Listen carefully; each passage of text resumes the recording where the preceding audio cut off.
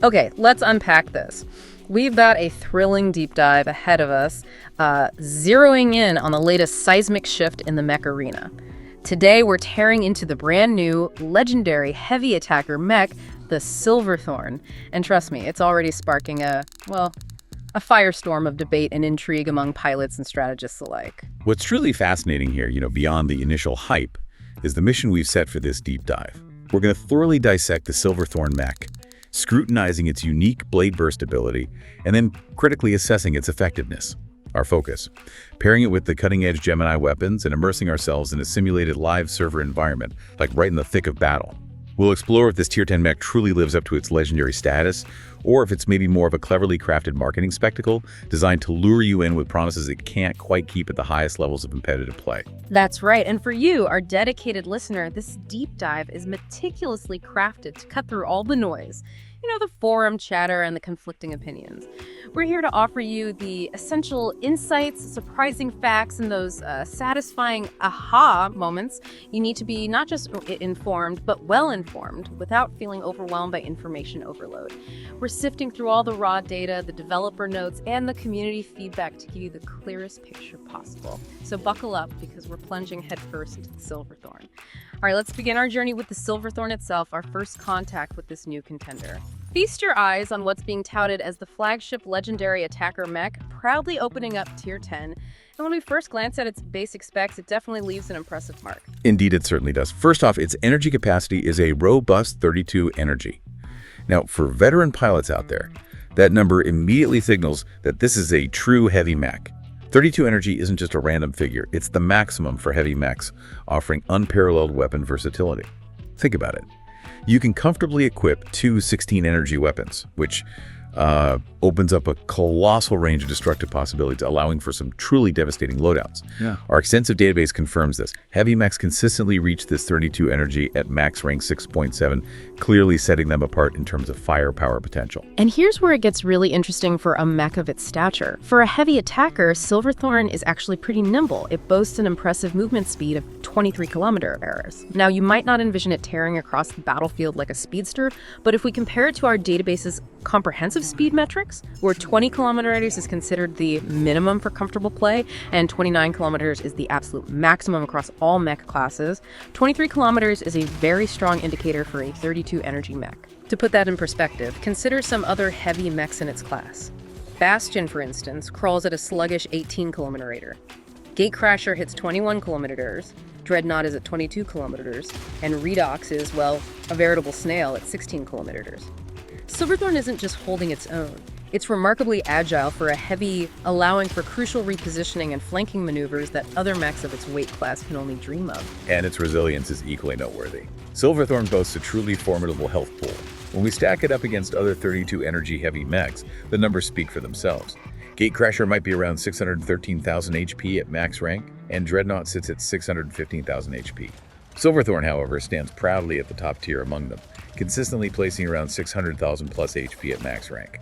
Contrast that with Paragon, another 32 energy mech, which comes in at a mere 242,000 HP. So on paper, from a pure survivability standpoint, Silverthorn is built like a brick outhouse, designed to absorb a significant amount of punishment. So, on the surface, we're looking at a brand new Tier 10 mech with a truly top-tier health pool, surprisingly good speed for its weight, and max energy capacity for unparalleled weapon options. There's an undeniable initial buzz, a ton of hype around these incredibly promising baseline stats. But the crucial question, the one that always keeps us up at night, is, does it truly deliver on the battlefield? Are these impressive numbers just window dressing, or does Silverthorn have the fangs to back up its legendary title? Here's where it gets really interesting, because the true soul of any mech, what defines its combat role and potential, lies in its unique ability. And Silverthorn's core identity revolves around its blade burst. This ability is quite unlike anything else we've seen. When activated, Silverthorn fires 5 daggers at enemies. These daggers fly at incredibly high speed, making them relatively easy to land on targets up to a maximum range of 100 meters. The more they hit, they embed themselves into the target, dealing initial damage. Okay, and what's the follow-through once those daggers are locked in? What makes this ability so unique in its damage mechanics?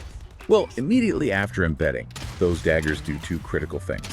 First, they deal their initial damage, and let me clarify here, The listed damage of up to 56,000 is per blade, not total. So you're looking at a potential burst of 280,000 damage from the initial hit if all 5 daggers land, assuming maximum rank and legendary implants. Wow, okay, per blade. Second, and crucially for the Mech's playstyle, they slow down the enemy for 3.5 seconds. Now this is the make or break window. For these 3.5 seconds, Silverthorn must actively attack the impaled target with its main weapons to rack up additional damage. A percentage of this follow-up weapon damage is then dealt as extra damage when the blades retract, along with splash damage to nearby enemies. You'll actually see a distinct on-screen icon with rising numbers indicating how much of this extra damage you're accumulating. And visually, I have to say, the animation for this ability is absolutely super sick. The mech itself moves so smoothly, almost gliding, which is a stark contrast to some other mechs that tend to bounce a little awkwardly when they walk. So a visually impressive ability with an interesting, albeit precise, damage stacking mechanic. You mentioned the 100-meter range for firing the daggers, but what about the splash damage? Yeah. And does that blade speed implant actually do anything useful? Good questions, and they highlight some critical details. While the ability range for firing the daggers is indeed 100 meters, the actual splash damage radius for the explosion upon retraction is a much smaller 10 meters. So for the AoE effect to truly matter, targets need to be quite close together. And this leads to a rather amusing detail. The blade speed implant, which might intuitively seem useful for a dagger-throwing mech, is actually 100% pointless. Pointless. Yeah, 100% pointless. Given the already high base speed of the daggers, it provides no real discernible benefit on the battlefield. Don't waste an implant slot on it. Okay, noted. So the initial hit from all 5 blades can be significant, up to 280,000 damage potentially. And then we have this extra damage upon retraction. You mentioned it caps at 60,000. Is that accurate? And if so, how does that impact its legendary status? Because 60k doesn't sound huge at max rank. This is the real bombshell here, the aha moment that completely reframes Silverthorn's legendary positioning, and frankly, it's a major flaw. This maximum of 60,000 extra damage is static at all levels. It never scales with the mech's rank, upgrades, or even pilot implants for the explosion. Wait, static? It doesn't go up at all? Not one bit. Now, if you're piloting Silverthorn at a 4-star or 5-star promotion, 60,000 extra damage is a high number, and you can absolutely deal some respectable damage. You'll feel powerful. But at maximum rank, against apex predators with 500,000 or more health units, including additional defensive modules, that static 60,000 damage becomes absolutely insignificant. It's like bringing a very fancy butter knife to a tank fight at the highest levels. This isn't just a minor flaw, it's a foundational crack in its legendary status. It's almost as if it's designed to be obsolete at max rank. My jaw just hit the floor. Static 60,000 damage. That completely reframes everything we thought about this legendary mech. So it's not just underperforming at max rank, it's almost designed to be obsolete there. That feels intentional. And on top of that, you've hinted at module counters. How does that static damage interact with the advanced defenses players use at higher tiers? You've hit the nail right on the head. And here's the ultimate thorn in Silverthorn's side. This extra damage is completely blocked by modules that protect against these effects. Specifically, the Galvanic Hull module, that's Module D, is a staple, like everyone uses it in high-tier play. This isn't just anti-defense, it's essentially a bonus damage firewall that absorbs bonus damage like critical hits, weaken effects, and most critically, Silverthorn's extra damage. It can provide up to 80% additional resistance based on the mech's health. This interaction, or rather counter-interaction, makes Silverthorn woefully inadequate at high ranks where opponents invariably equip such modules.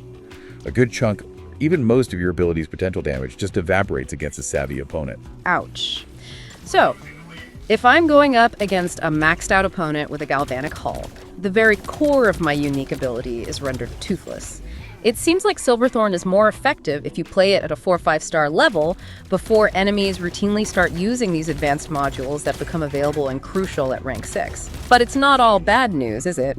You mentioned it can damage shields. That sounds promising. That's right, and this is where Silverthorn has a clever trick up its sleeve. Here's a genuine positive surprise. Silverthorn's blades can also deal damage to shields. This includes mechs like Ares, Sentinel, Bastion, Aegis, and Panther, allowing you to bypass a layer of their usual defenses. Now there's a catch. While the initial blades damage the shield, the effect does not take place and the explosion does not build up if you happen to fire at a shield. Ah, okay, so no stacking damage if you hit the shield directly. Right, so you might chip away at the shield layer, but you won't get the damage stacking or the retraction explosion from that specific hit. However, there are some clever ways around this. you can actually fire the blades above a perimeter multi-layer shield, or if you manage to get right up in an opponent's face, you can hit them from above, potentially bypassing direct shield protection entirely.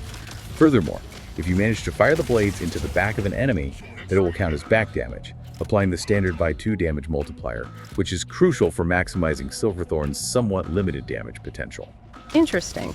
So precise aim and positioning become even more critical with Silverthorn, especially for maximizing its output against shielded targets or from the rear. What about those truly tricky mechs, like Eclipse or Redeemer, that boast debuff immunities or stealth? How do the blade burst mechanics interact with them? This sounds complicated. Now we wade into the truly complex, almost paradoxical territory. For Redeemer, even though it disables slowing effects, the blades still remain embedded, meaning it won't be able to completely avoid the damage from the initial blade hit. However, the explosion part of the ability often doesn't actually deal damage to Redeemer on its screen, even if it shows damage numbers on yours. Inconsistent. Great. Yes. With Eclipse, it's equally convoluted. If you hit it before it goes into stealth, then it will explode and deal damage. But if you hit it while it's already in stealth, then it will explode, but the Eclipse mech won't take damage.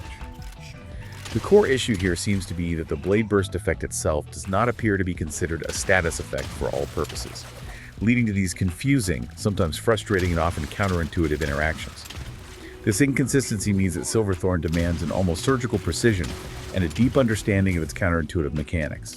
That's a huge point. So its status as a non-status effect makes it bypass certain immunities while also being ineffective against others.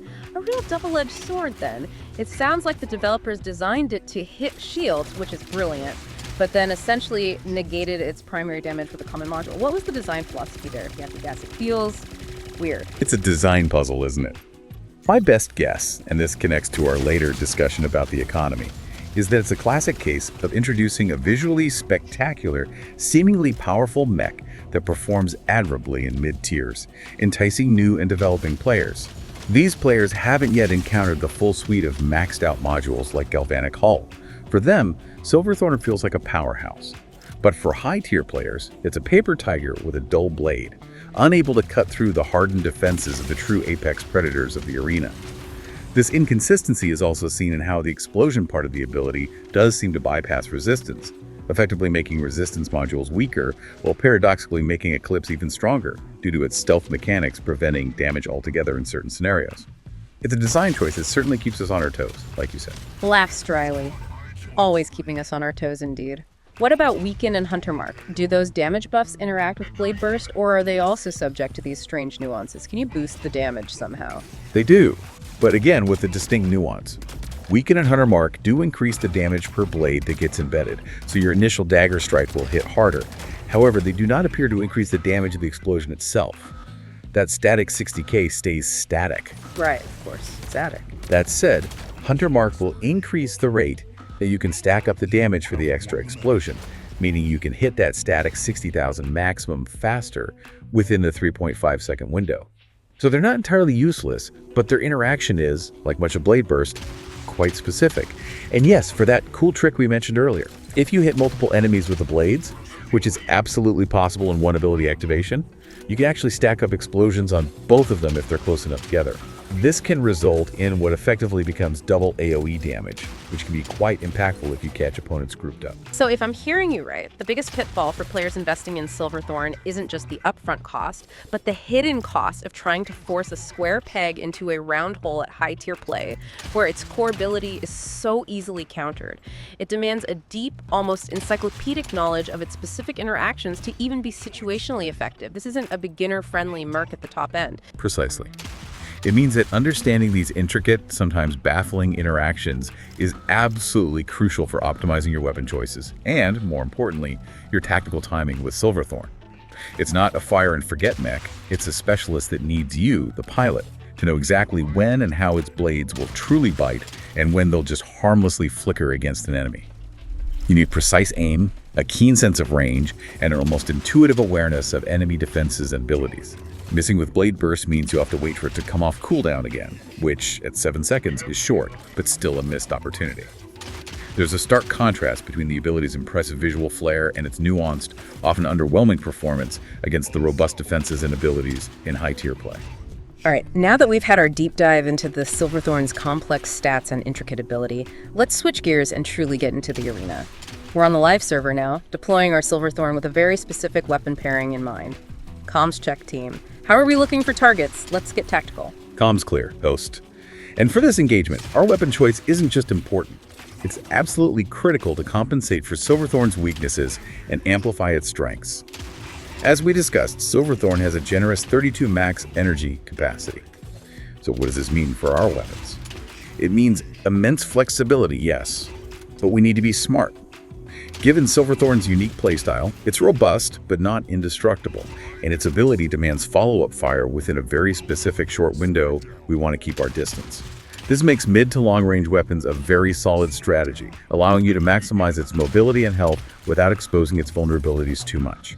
While natural choices for attacker mechs often include the Hyper Storm Rack, the versatile quad gun, or perhaps strike rockets, for this deep dive we're focusing our attention on the Gemini. Gemini, that's the new, highly touted guided weapon, right? What makes it such a potent choice for Silverthorn, especially for playing from a distance and capitalizing on that blade burst window? Precisely. Gemini offers a suite of advantages that perfectly align with Silverthorn's strengths. First, its enormous range, extending up to 170 meters, which can be pushed even further with a specialized implant.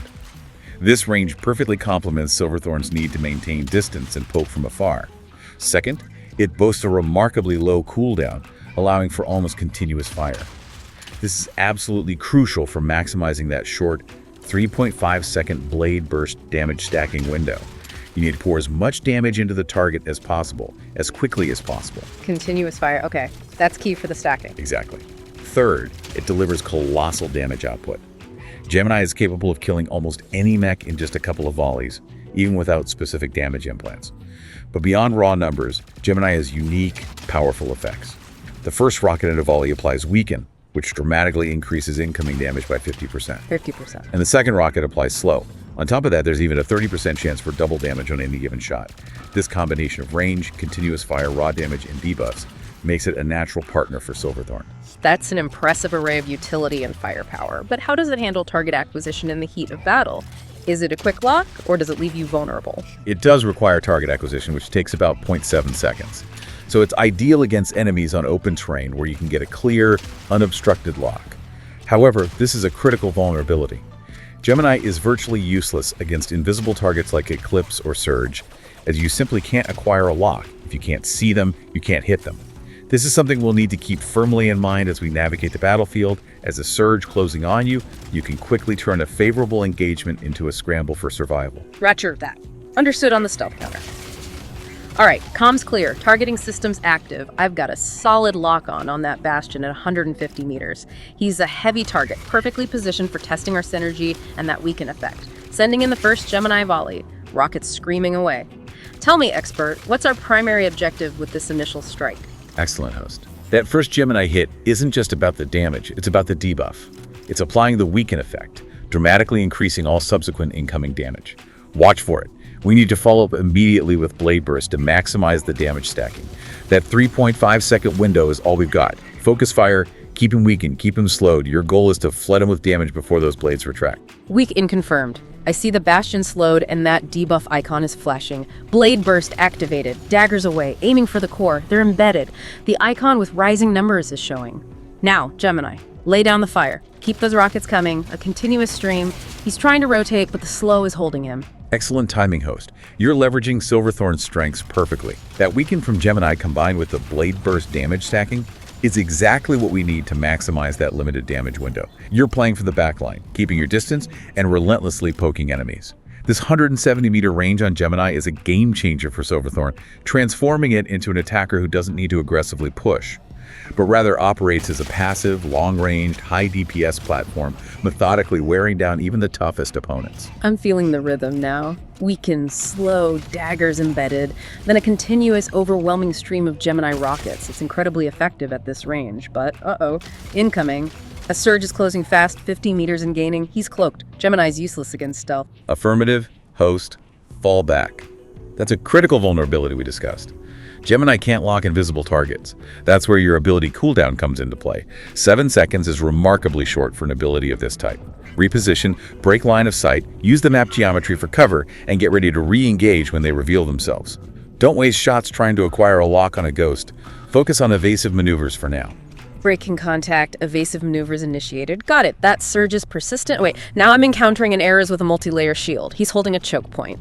Gemini rockets are impacting but not penetrating effectively. He's shrugging off the damage. What's the play here? This raises an important question, host, and it highlights the intricate dance of the meta. While Gemini can break down shields with its raw damage and persistent fire, the bonus damage from weaken and the potential double damage are significantly absorbed by defensive modules like Galvanic Hull, especially if he's running one. However, remember our earlier discussion. Silverthorn's blades can damage those shields directly. Try to land your blade burst, you can bypass a layer of his defense before bringing the Gemini to bear. Exploit that unique interaction, host. Aim for the shield directly with your ability. Roger that. Daggers away, aiming directly for the shield. Impact confirmed, it registered. Now let's see the Gemini do its work, pushing through that weakened defense. He's taking heavy damage now. Target down. Reloading. Phew! Looks like we survived that encounter, but it demands a good understanding of the opponent's defenses and a precise application of our abilities. It's not straightforward. Absolutely. And if we connect this back to the bigger picture, Silverthorn's performance raises significant questions about its rightful place in the grand scheme of the mech arena meta. Despite being presented as a tier 10 mech, its ability's static 60,000 extra damage upon retraction and its profound vulnerability to ubiquitous modules like Galvanic Hull make it, well, woefully inadequate at high ranks so as to compete. So it's wearing the prestigious tier 10 badge, but it's clearly not performing like a top tier contender against maxed out opposition. You're essentially saying it's like a sports car that looks absolutely stunning in the showroom, but can't win the actual race when the real competition, equipped with all the upgrades, shows up. It's exactly. That's a good analogy. Yeah. To really hammer this point home, let's compare it to established, truly legendary attackers. Take Volt, for instance. Its drone can deal a staggering up to 216,000 damage in its best-case scenario. That's huge burst potential. Or consider Onyx, with its devastating missile that can unleash 180,000 damage in a single shot to an enemy's back, and it fires every 7 seconds. Silverthorn's core damage combo of up to 56,000 per dagger for the initial hit, plus a maximum of only 60,000 extra damage. It just pales in comparison for pure burst damage potential at the highest echelons of play. Yeah, the numbers just don't stack up against those monsters. Right. Its effective niche, where it truly shines, is more if you play at a 4 or 5 star level, before enemies consistently start using the advanced modules that become available and, more importantly, crucial at rank 6. Beyond that point, it's clearly not even a strong situational mech, let alone the best option for high-level competitive play. Its core ability is just too easily nullified. Okay, let's unpack this from an A-coin perspective then, because the economic reality of Mech Arena is a monumental factor for any player considering a long-term investment. Is Silverthorn truly a good investment, especially considering these significant performance limitations at higher ranks? Because A-coins aren't just lying around for most players, you know? That stuff takes time or money. From an economic standpoint, our database provides crucial and sobering insights. Purchasing legendary mechs with a low rank, as Silverthorn might be initially offered, invariably leads to a prolonged and incredibly inefficient blueprint acquisition process. This ultimately costs you significantly more A-coins to upgrade compared to either purchasing a mech directly at a higher rank during a special event or simply waiting for a more favorable blueprint drop. Furthermore, new items introduced into the Gear Hub often remain exclusive to real money purchases for an extended period, typically 3 to 12 months. Or they appear in Crate Rush events, where you might need to have a staggering 10,000 A-coins ready at a moment's notice to guarantee acquisition. It's tough. So you're saying that even if you manage to acquire Silverthorn for a seemingly decent price early on, the cost to truly make it competitive, or at least as competitive as its design allows, could be exorbitant, potentially draining your resources for a mech that has a hard ceiling. That sounds frustrating. Precisely. And let's not forget the sheer scale of upgrading mechs in general. There are massive leaps in HP and weapon damage with each successive rank. For example, upgrading a mech from rank 3 to rank 4 can astonishingly increase its HP by 60% and its weapon damage by 100%. Even the incremental climb from rank 6 level 1 to rank 6 level 7 can yield up to 48% more HP and 60% more weapon damage. These aren't minor improvements. They fundamentally and drastically change a mech's power level and combat effectiveness, which Silverthorn's static ability damage simply can't keep up with. It just gets left behind by the scaling. And what about modules and implants? They seem to be increasingly vital components for optimizing any mech, especially at higher tiers. How much more investment do they represent? Absolutely vital. Modules are permanent slots on your mech, providing crucial defensive or offensive boosts. Essential ones include Module C, which is a health module adding a significant plus 43% to plus 57% HP, and of course Module D, the galvanic hull, which we discussed earlier. It absorbs bonus damage and provides up to 80% additional resistance. Legendary modules are generally superior to maxed epics, and over the long term require less overall investment for their power ceiling. Then you have implants, which don't increase base HP, but significantly improve weapon or ability stats, like reducing reload time, increasing bonus damage, or improving accuracy. They're absolutely crucial for balancing weapon weaknesses, such as a minigun spread or lengthy reload time. They fine-tune everything. And finally, don't forget pilot bonuses. Legendary pilots add up to an impressive plus 40% HP and plus 70% weapon damage to their profile weapon type. All these factors contribute exponentially to a mech's true strength and its overall power rating. Okay, so it's a whole ecosystem of upgrades. All these upgrades, the mech itself, weapons, pilots, modules, implants, they all tie into what the game calls power rating, right? And that rating heavily influences matchmaking, which for many players leads to some incredibly frustrating experiences and wildly uneven battles. SP dropping is a real problem. That's spot on. The power rating, which is the sum total of all your mech, weapon, pilot, module, and implant upgrades, is what the matchmaker uses to find opponents. This system, unfortunately, can lead to SP drop issues, where players intentionally lower their rating to gain an unfair advantage against less powerful opponents. It basically breaks the balance. This effectively fragments the online player base into up to 20 subgroups, creating huge power gaps between different rank ranges. So even if Silverthorn performs adequately at a lower tier, once you start climbing and face opponents with fully maxed setups and advanced modules, it struggles immensely. This reinforces our hypothesis that Silverthorn might be more for marketing to new players.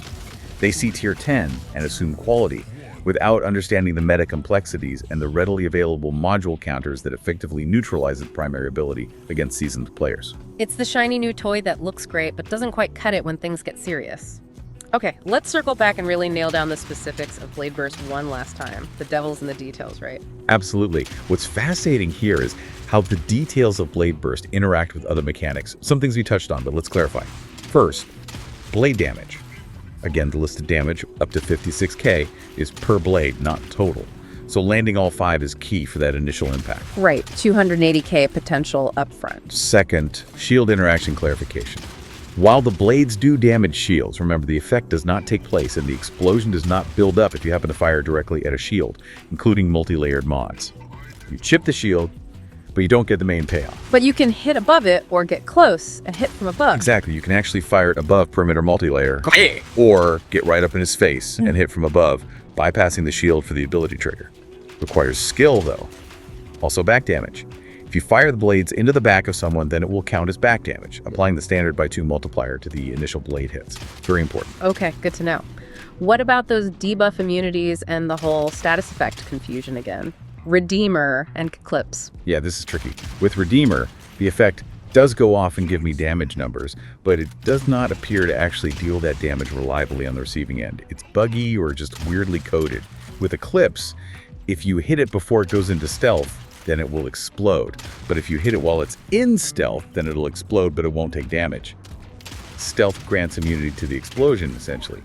The core reason seems to be the effect does not appear to be considered a status effect for all purposes, leading to these inconsistent interactions. So it dodges some rules but gets caught by others. And you mentioned it bypasses resistance. This is another odd one. The explosion part of the ability does seem to bypass resistance, which is very interesting. It sort of makes resistance max weaker while making Eclipse even stronger. Thanks, Plarium, as one source put it dryly. Chuckles. Right. So it makes one defense weaker but buffs another mech unintentionally. Classic. And we can Hunter Mark interaction just to be crystal clear. Okay. These effects do increase the damage per blade, so the initial hits are stronger. But it does not appear to increase the damage of the explosion. That 60k cap remains absolute. However, Hunter Mark will increase the rate that you can stack up the damage for the extra explosion, letting you hit the 60k cap faster in that 3.5 second window. Okay, faster stacking, not bigger boom. Got it. And the multi-enemy thing. Confirmed. if you hit multiple enemies with the blades. You can actually stack up explosions on both of them if they're close enough together, leading to that potential double AoE damage. Needs good positioning and a bit of luck. So what does this all mean for you as a player? These details are complex. It means understanding these specifics is crucial for optimizing weapon choices, like Gemini for rapid fire and your tactical timing with Silverthorn. You need to know exactly when that ability will work and when it'll fizzle. It highlights the contrast between the ability's impressive visual and its nuanced, sometimes counterintuitive performance against different defenses and abilities. And it definitely points to a higher skill curve. It requires precise aim and a good sense of range, and missing Blade Burst means waiting for that cooldown, losing precious damage opportunities. All right, let's bring it all back together and provide a succinct recap of our deep dive into the Silverthorn mech. We've seen it's a visually striking mech with a really cool, unique ability animation and undeniably promising base stats for a heavy attacker boasting excellent health, respectable speed, and max energy capacity. That's absolutely right. For its role as a Tier 10 legendary attacker, those initial stats are indeed impressive, particularly its 32 energy for unparalleled weapon versatility, its 23 kilometer speed, which is quite good for a heavy, and its formidable top-tier HP, around 600,000 plus AML. However, as we've thoroughly dissected today, its combat effectiveness is severely hampered at higher ranks by two critical flaws. Its static 60,000 bonus damage from the Blade Burst ability's retraction, which simply doesn't scale with the immense HP pools of maxed out mechs. The static damage problem. And the crucial fact that this bonus damage is almost completely neutralized by the omnipresent Galvanic Hull module at rank 6 and above. This makes Silverthorn a significantly stronger, almost dominant choice for players operating in mid-tiers around the 4 or 5 star level where these advanced defensive modules aren't as prevalent and its raw stats can shine.